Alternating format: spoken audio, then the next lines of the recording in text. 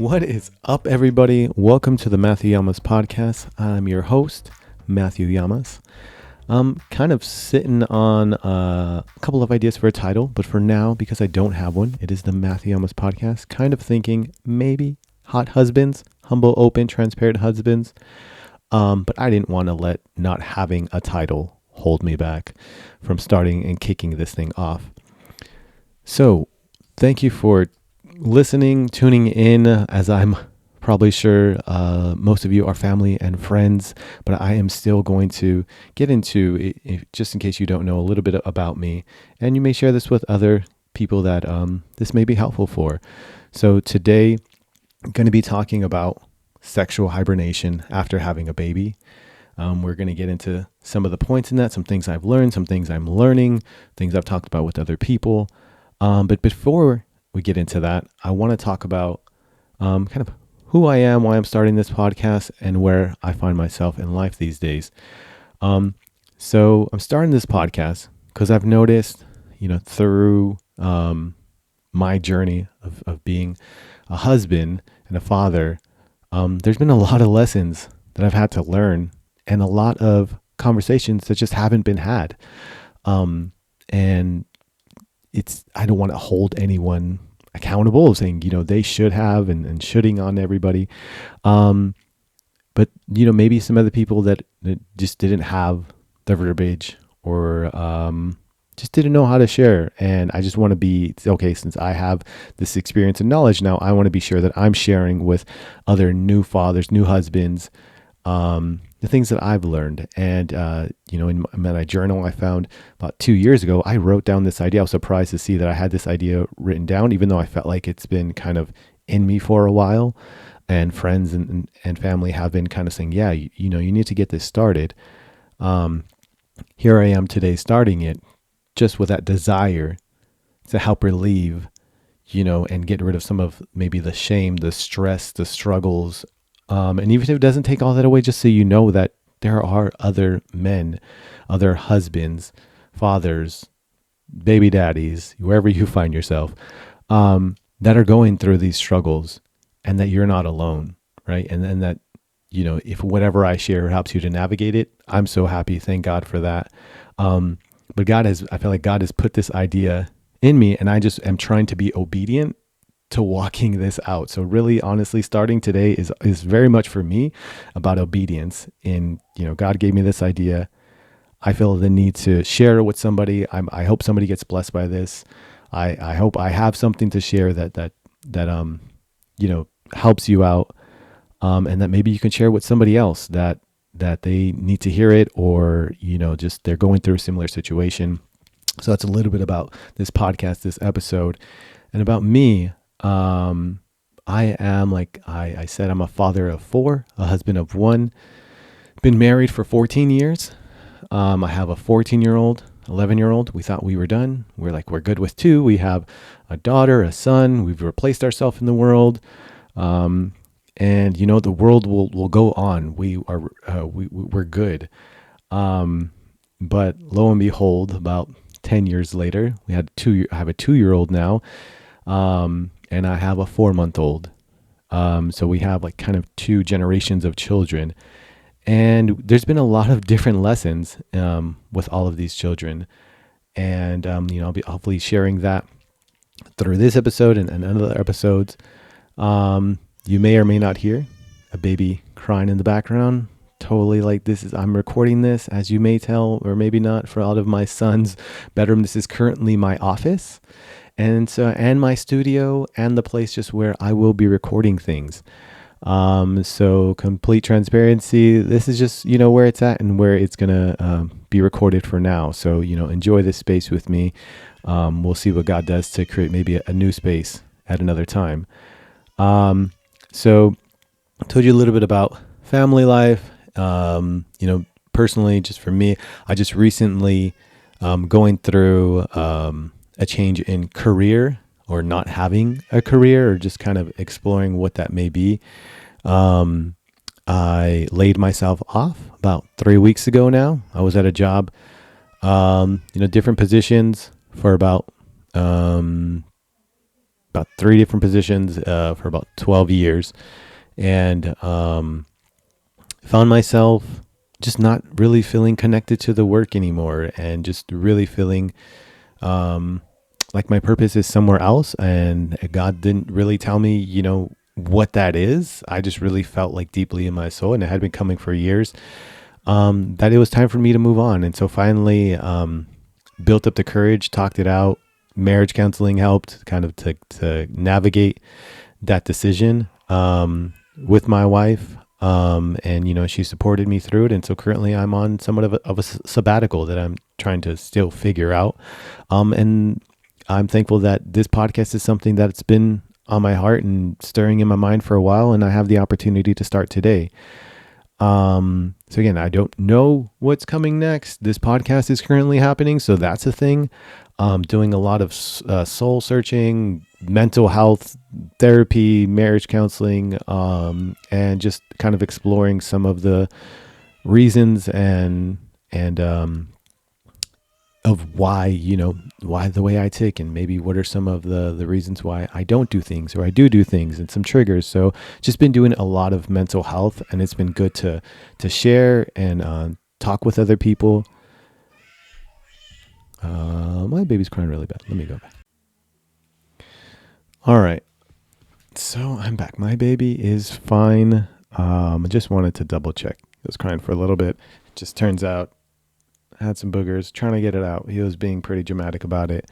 I just wanted to double check because that was for a little long. Just wanted to make sure. So kind of where I left off, kind of just in a place where I'm trying to even sit in like this sabbatical period of just not knowing, and honestly, just letting God just help guide me. I'm finding some healing here.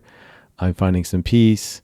But I'm also, some excited about, okay, I don't have a job, and eventually I am going to need to go back and have a job and provide for my family and myself financially.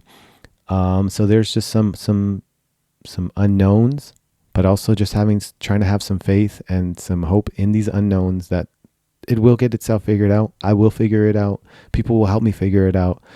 And even talking with some other friends about that, maybe even be an episode coming up about finding purpose, taking sabbaticals, and not being satisfied and fulfilled in your work and where you find yourself. So if that's you, I hope that you can find some peace about it.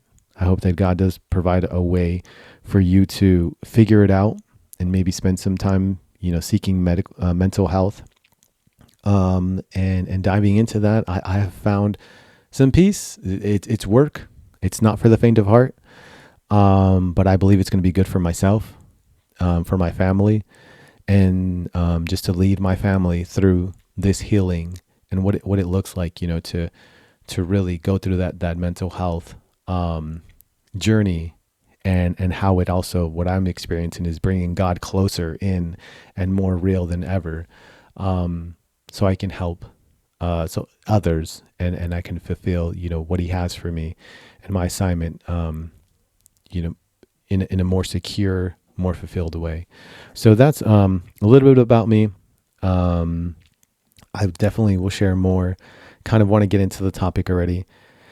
So, sexual hibernation after having a baby. And this is coming from the male perspective. I've talked with other women. I've talked with my wife about it, but I am a man, and so I'm going to be coming primarily with that perspective. But even the idea of sexual hibernation, came from a conversation with actually 2 other women that are in life group, B group, tribe group, through a church that I follow online, and we've created some really great bonds and have deep conversations about all kinds of things. It gets really hot in there. Again, humble, open, and transparent. And just hearing, some of their own,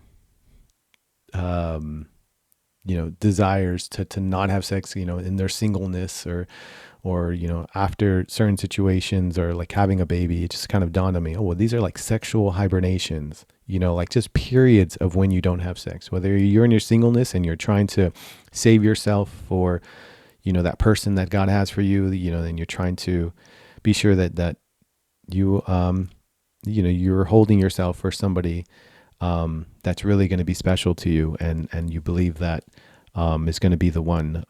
So those sexual hibernations. But that idea of a sexual hibernation came up because these are just periods of not having sex, and in a marriage, and to most people, sex is a very charged thing. It's a very powerful thing. It could be a very pleasing thing. It could be a traumatic thing. And I just noticed that after having a baby, about how oftentimes with my 4 children, I wasn't prepared for the sexual hibernation that was about to hit me. Maybe in a very naive, immature way, especially in the beginning. With my first daughter, I didn't realize the impact in the rhythm of my relationship with my wife. Not that it was the greatest at the time. We dated for like 5 years, and that was, off and on. Obviously we were having sex before we were married. She was pregnant before we were married. Sex was definitely kind of almost like an issue for us. It definitely something that kept us together, but also something that would tear us apart sometimes. So when we had our daughter, my wife going through, just the changes in her body, going through, probably postpartum blues. And for me, I just didn't necessarily see those changes coming, right? Even medically, I think you're supposed to take about 3 weeks, with like 40, 50 days, more or less, of no sex. And that's just like just medically, not even like, that's what they what they recommend. It's just like, no, like just take care of yourself medically. There's changes happening to your body. Like don't have sex for that amount of time. So not even knowing that. And people were talking, I remember just people telling me like, oh, it's so many things are going to change and it's going to be so hard. But the things they were telling me were like changes in sleep, and changes, with having to watch somebody, this new baby, and changes to, my social relationships. And for me, those things weren't scary. Like I felt like I could handle those things. Those weren't the issues, and I'm sure, but that's just for me. I'm sure for some people, those are like super difficult, right? Lack of sleep is a real thing. And my wife will tell you for sure that she definitely gets hit harder with it with our children than me. But those weren't the issues that necessarily hit me hard. It was the issues that nobody was talking about. It was that I wasn't having sex with my wife anymore. It was that we weren't connecting anymore intimately, not just sexually. We weren't going on dates. And as that kind of snowballed, right, from my daughter being born, and then us getting a new house when she was about like 6 months or so, me getting more into like my career. This is already like post our, like what should be really your sexual hibernation of, just 40, 50 days. It had a lingering impact on our relationship, and I wasn't really noticing it. I was just kind of in blame mode of like, she's not showing me affection.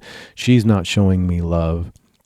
And I started to, text and talk to somebody at work, and kind of like, thank God I didn't go all the way. I was just, flirting. I won't say just flirting. I was flirting, getting like an emotional connection, and my wife caught me. And I think it's those things, right? Those kinds of changes to your marriage, to your sexual life, that not enough people are talking about, and that I want to bring up here in this episode. So that, and knowing that, hey, this sexual hibernation is going to hit you, whether you like it or not, right? Even if it's just for the medical period, right? And then you're okay again. It's going to hit you to some extent. And if you're not talking about it, it's going to hit you harder than at least if you're talking to your significant other about, okay, what's the plan here? And even talking to yourself, how am I going to prepare myself? um, for these changes in intimacy and maybe some lack of love. Um, because whether you believe in love languages or not, or you think you need, to feel loved, um, you just do. And it will have an impact, and you will start to create some grudges against your significant other if your love tank is empty, and you're not being felt like you're important. At least that's what happened with me. And I'm thankful that when we found ourselves, on the brink of divorce, because I was fed up. I was like, I'm not finding anything here. There's nothing, filling me up. I feel so empty. That, just sitting on it, having a conversation. And I literally remember like God downloading in me some ideas to reconnect us. I wish I can say that, and I was talking to people about it and getting some advice, but we were coming to this conversation. I completely recall kind of saying, all right, this is the last conversation. And if we can't figure it out, we're done. And coming to that. And I was really just apprehensive, didn't want to bring anything to the table, wasn't trying to be creative. And when your mind is in that like space of, I'm not loved, I'm frustrated, it's hard for you to be creative and come up with solutions that you need in those situations. So I'm thankful for God to kind of in that conversation, in that experience, giving me ideas. And I just remember turning around, I was like, I think I have an idea. Let's start listing out some of the issues that we're experiencing and how can we tackle them together. And we just spent like that whole night listing out things that we were struggling with, and then coming up with ideas. Whether it's like listening to the same podcast, and so we have something to talk about, or going on dates. I have that document still.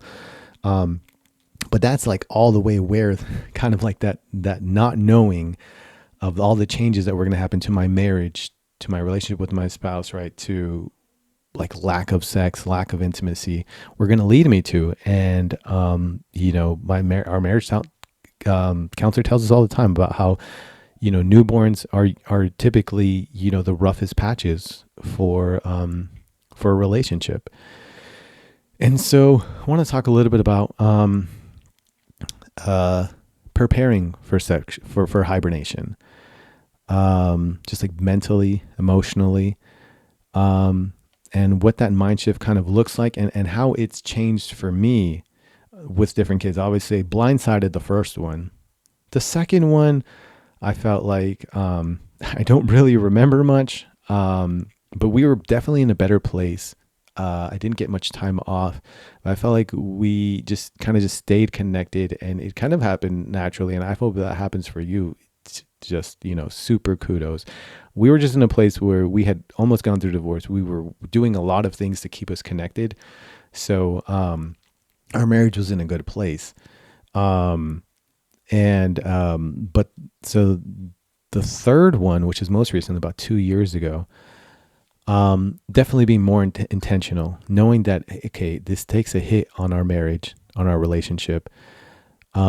What can I do? What can we do, right, about this? And at that time, kind of like coming off of porn, really just saying, okay, I don't want to do porn anymore. Just praying about it. Really, I felt like God helping me through that process of being delivered from pornography. Is something, it's probably another topic for another day, but just was something in my life for many, many years since I was young.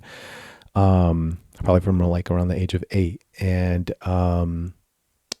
it was about like 5-6 years ago, maybe more, where I was like, you know what? I think I'm done with this. It doesn't feel right. This is not, it wasn't helping my marriage at all. It just felt guilty all the time. And so my wife being able at that point with my second recent, child, my 2-year-old, being able to, talk to my wife about like, hey, I've given up porn, and, like, how can you help me get through this? 'Cause I know there's at least a medical sexual hibernation part, right? Which is at least like 40 days more or less.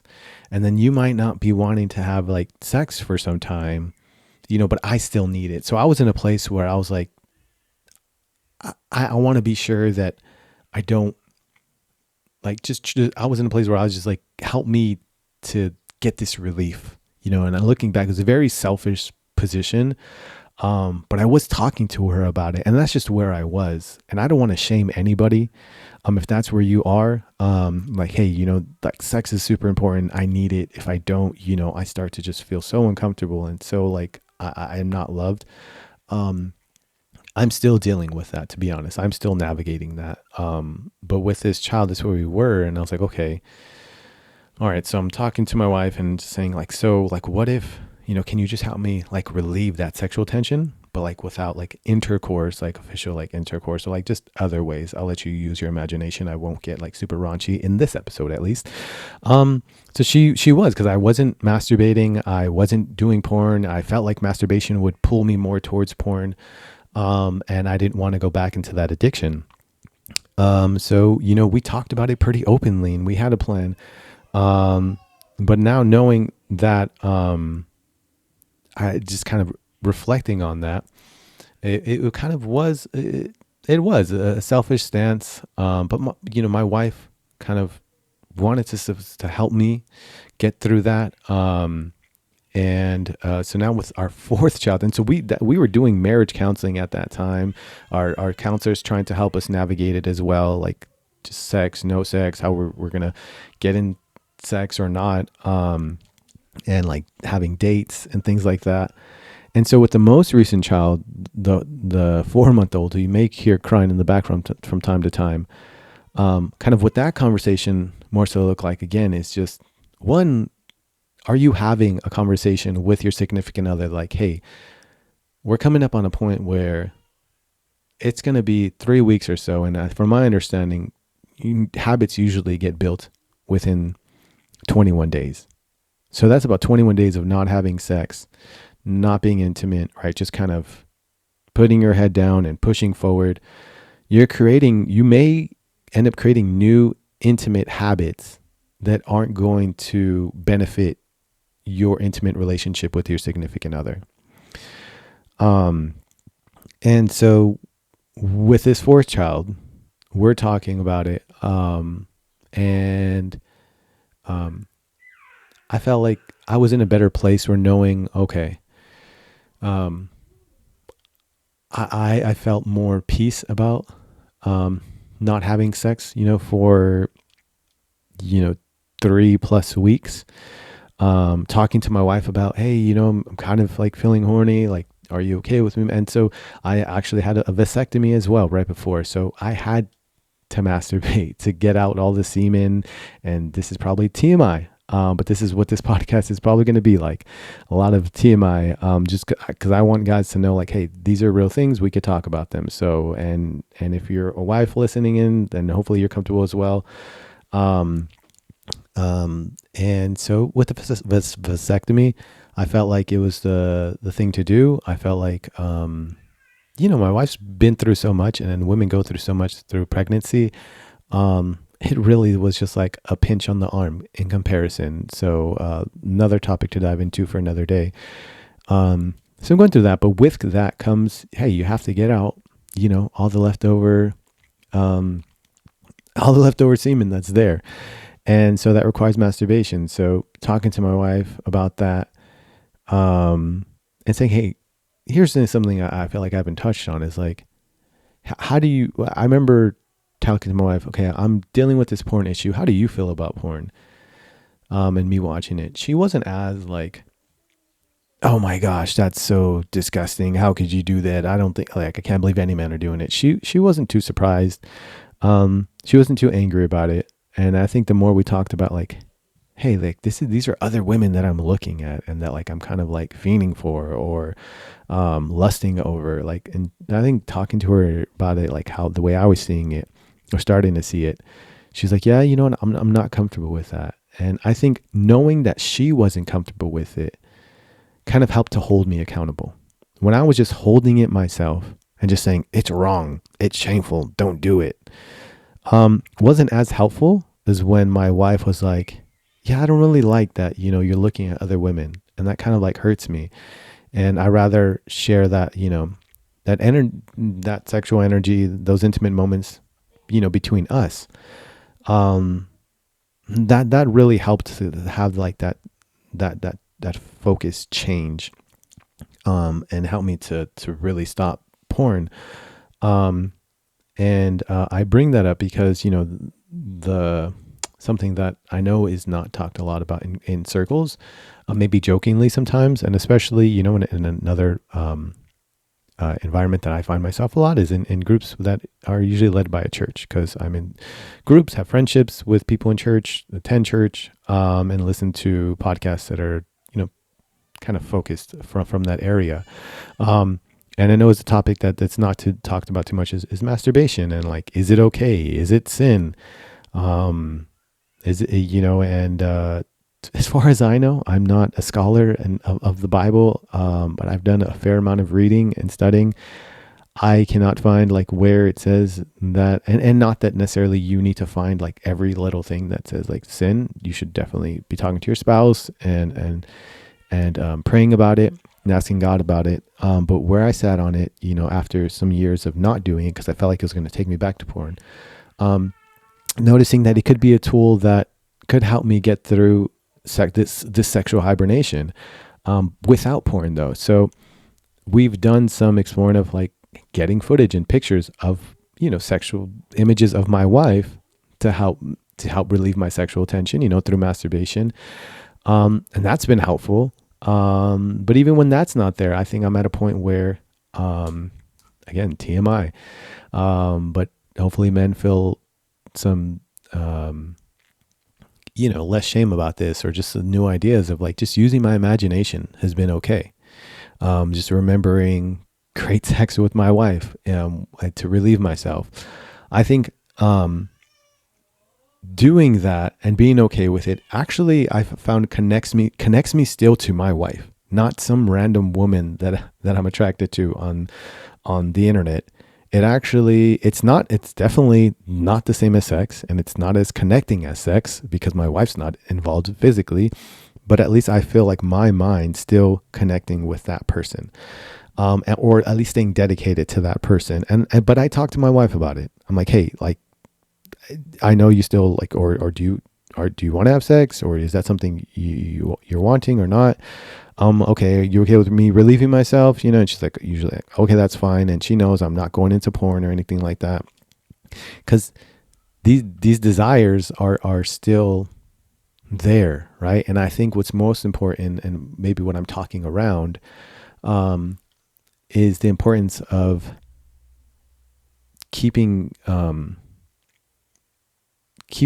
like your focus still and your love still focused on your wife, and not allowing sex and sexual desires to create remorse, to create grudges, to create just negative feelings and frustrations and anger towards your wife. I think a lot of what I'm trying to say is like, I've been navigating through all the things I'm talking about to tame, more or less, and you can decide whether or not I'm doing a good job or not, to tame that, to be sure that I'm not taking my sexual tensions and like sexual buildups out on my wife not being ready. And that me coming to her with the conversation allows her to kind of take a moment and say, am I ready? Instead of like, because sometimes what I do, and I still do, like, what, I'll just wait until she wants to, and then she doesn't want to, and then she doesn't want to, and it's like, well, I'll just keep waiting, and I know it'll build up, and then I'm not saying anything about my desires. I found it better when I can just tell her like, hey, I'm having these desires. Are you ready for sex? Should I go relieve myself? And a tool that has been very helpful through different times in our marriage has been scheduling sex. And I know there is mixed feelings about scheduled sex, but from our perspective, it's sometimes not always the greatest, but or it relieves some of the anxiety around it should be this natural, like passionate, um, when you get turned on and I get turned on, and then it has to be this whole great thing. Don't get me wrong, that is the best, and that's my hope all the time for. But when that's not happening, and 3 weeks or months or whatever is a long time to you goes by, and you don't have sex and make that important sexual connection with your significant other, um, strong emotions start to happen, and I think that scheduling it is a lot better than not having it and then holding that over their head and being angry with them. At least scheduling it, I've heard that even the buildup and knowing that it's coming up can also help with the arousal and help make it more passionate. So if you're finding yourself, you're like, my sexual hibernation was done, technically, weeks ago, months ago, maybe scheduling it and talking to your wife about her comfortability with scheduling it, and being open to I think scheduling your date nights is super important as well. That's something that we have skipped and we are not doing a super great job at. But we try to remember, and our therapist helps us to remember, our marriage counselor. That's important that we have times when we kind of can get away, have deep conversation. And so it's just about like having those open conversations though. I know it's probably easier for some than others. But my hope is that if you come to, your wife and say, hey, I'm kind of concerned, or I'm kind of like worried that we're not going to be having sex after we have this kid, or, hey, we haven't had sex after we've had this kid, and I'm kind of just wondering like where you are with it. And here's where I am with it, and just talking about it instead of it just being one of those things that's going to be like the reason why you're arguing, but not saying, and you're talking about like you didn't take out the trash or you didn't clean something up, but it's really like, I don't feel loved. And on that note, I think getting to another point, is that it's a way to prepare for this hibernation. And like anything, right? Like just I'm going back to like the preparation for kind of going through this period where you might not have sex with your significant other. You may have a plan to do other things. You may be okay with like, hey, I'll be okay not having sex for a while. But one thing I think is key and that's really helped me, and I wish could tell you that all these points that I'm giving you are something that I had before this fourth child. Now, these are things that I'm now learning. Some I had, some I didn't, and I'm not going to have my fifth. So this is the fourth one was as close as it gets to being prepared. But is knowing your love language. You may have heard of like the 5 love languages. I'm not an expert in them. I believe it's physical touch, quality time, words of affirmation, gift giving. I feel like I'm missing one. I know there's 5. So I said physical touch, quality time, gift giving. Oh, and the 5th one I was missing was acts of service. And some of those, if you're not familiar with the love languages, you're like, those just sound like weird terms and I don't know what they all mean.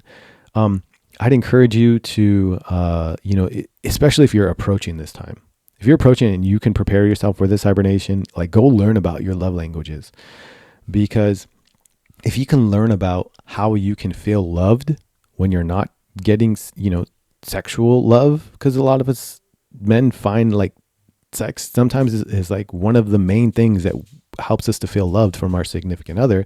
When you find and you do some research on love languages, I can share, like for me, I know mine's quality time, physical touch. And obviously the other ones, I still appreciate them, but they're just not as strong as like quality time. And if you're at a time where, you can't lean on sex anymore, right? And it's kind of taken out of the equation, then I know I found myself like, well, then I need to figure out how what are other ways I can get my love tank filled up by my significant other, and let them know that. So knowing that my love language, my main one is quality time, I got to kind of learn that when I shared with my wife, like, hey, I'm not really feeling loved at this time. And I know we're not having sex, and that's probably a part of it. Um, but I need to spend quality time. And hers is not quality time. Hers is acts of service. So she wasn't really sure, and I'm still learning. Well, what does that mean for you? Because quality time sounds like a big deal. It sounds like I got to find a babysitter. It means I got to find like a nice restaurant. How far is it? How much time can I spend, without having the baby? She nurses. It sounded like, me needing quality time to her was like this big project. And she really wanted to, and she was trying, and I think in her heart of hearts, she was like, I need to figure out how I get him quality time. And then we were having a conversation once, and I brought it up again, and she said that, about what it looks like to her. And I'm like, wait, that's not, to me, that's not quality time. Like that can be, but quality time can be as simple as, let's just sit here on the couch, kind of sit close to each other, put down our phones, like no phones allowed, and just talk. And just like, hey, how are you feeling? How are you doing? Or sometimes, not all the time, but sometimes watching something together, like not distracted, can be helpful as well. Or just like laying in bed together and just kind of just holding each other and just talking or not talking. Like that's quality time. Like there's no distractions. If we can get the baby down to sleep. And knowing that, and like, so experiencing those, knowing that's my love language, and then kind of like sharing that with her actually has helped keep our connection, because I know that those things are kind of filling up my love tank, my connection to her, allowing to be more like loving to her, more peaceful with her. Like there's less things that are building up to like underlying anger and frustrations in our relationship. And it's really because I just feel loved by her, and I need that. And I know she needs that as well. So I would encourage you, if you're going through it right now, or it's been some time, and you kind of notice the effects of that sexual hibernation, it's on your relationship, go and learn some of your love languages. And what does that mean? And what can your significant other do for you to help make you feel loved? Because when your love tank is full, it just helps to bring such a peace and connection and like unity to your relationship. And that's something I've experienced. So that's a tip that I just wanted to share. Another thing, kind of looking through my list here, making sure I touch all my points. I just want to encourage you, if you're going through this and you're struggling, and you're like, I hear you, Matt, I hear all the tips. But I'm just like in a negative and just down area. I just want to encourage you that, hey, you're not the only one. And I don't mean that in a way of like, get over it. I mean that in a way of like, man, I've been there. It is hard. It is difficult sometimes to drag yourself out of what, the changes of a newborn can bring, right? If you're already having a struggling marriage and then you have a newborn, it just feels like all hope is lost. And I just want to encourage you and just say that, some of the things I'm mentioning, and if you bring it to your significant other with, an open mind and not blaming and kind of listening, allowing yourself to listen to her, not say anything. And listening is probably one of the best tools that it's taken years to learn. But like listening to each other wholeheartedly for long periods of time without interrupting.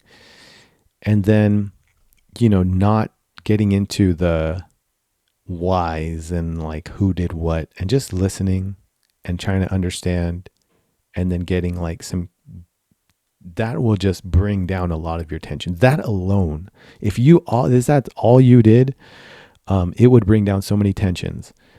Even because I found myself sometimes we'll just listen to each other, and I was like, okay, my wife kind of like looks at me weird, like we're not gonna like get into the nitty gritty and like blame each other or like come up with solutions. I was like, I don't say anything. I was just like, all right, I heard you. And sometimes, it dissipates. It gets rid of those things that you can't even remember why you were mad at each other. Um, so again, I just want to say that, if you're feeling like, man, I'm not doing it right, I'm sucking as a husband, I'm sucking as a father, or, this marriage isn't working, um, man, it's a tough place to be. It really is. It could feel hopeless. I've felt that hopelessness, in the past and then recently. Um, it can really be a tough, place to be.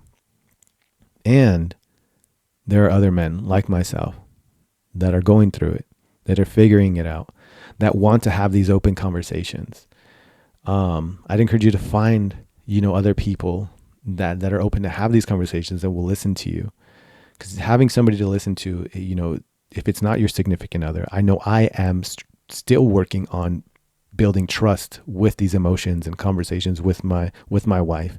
And sometimes it's easier to talk to a group of friends. And if you don't have that, I'd encourage you to find a therapist. I think I can't stress it enough. Therapy has been a game changer. Learning about kind of my mind, our brain, why we do certain things, has helped give context, and to so many things, and to help me get tools, from just mental health aspect, and from a religious aspect. As I've mentioned God a couple of times in here. It has helped me feel more loved by God by going towards some of these tensions and issues that I have, because it helps me to kind of break down and not, I wouldn't say remove, because they're still there, but to be recognized. Okay, that issue's there, but that doesn't define me, and to kind of help me see more so who God says I am. And just want to encourage you that there are resources out there. If you want to reach out to me and talk, I'm here. And just know that you're not alone, that you can figure this out, that God's going to help you figure it out, that friends are going to help you figure it out, a therapist can help you figure it out. And you don't need to get a divorce. If these are some of the things that you're finding that, you're struggling with, that, there is some hope on the other side. It is, sometimes it can be a long journey, and a tough one, but man, putting in the work has been so helpful. Let's see what other points I have here.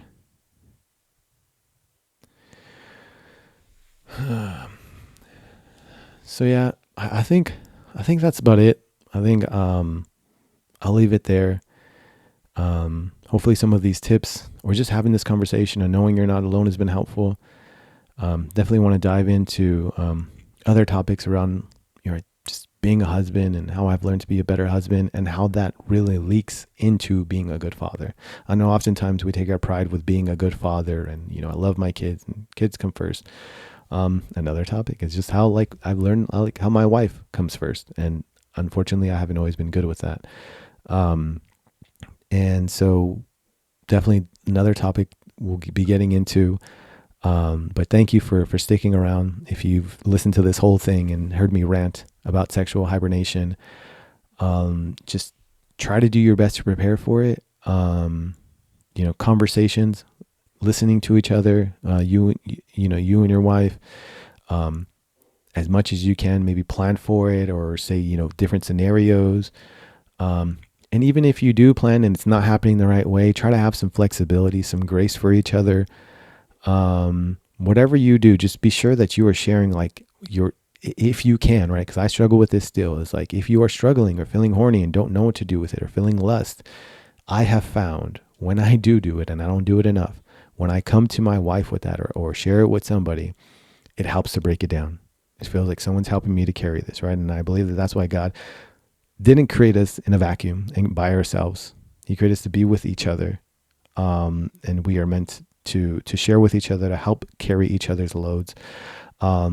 Because that's when, life really feels that much more full and has more purpose. So I just encourage you to have those conversations Don't go into it blindly. It is going to change probably your marriage, your relationship, and challenge things, and your sexual relationship. And just know that, though. I think hopefully knowing that, you won't allow those negative habits to be built in, and negative emotions to be kind of just the new norm. And just stay aware that those things are going to happen, and that you can and you will find creative ways to work around them, and to allow it to build on your relationship and not tear it down. So that is all for today's episode. Again, thank you for sticking around. More content to come. Feel free to reach out if there's any topic that you think that I should be talking about, kind of in husbandhood or baby fatherhood, and that people just aren't talking about and that you're dealing with. And we just want to bring those things here. So again, thank you for listening to the Matthew Yamas podcast. Until the next time, I'll see you guys later.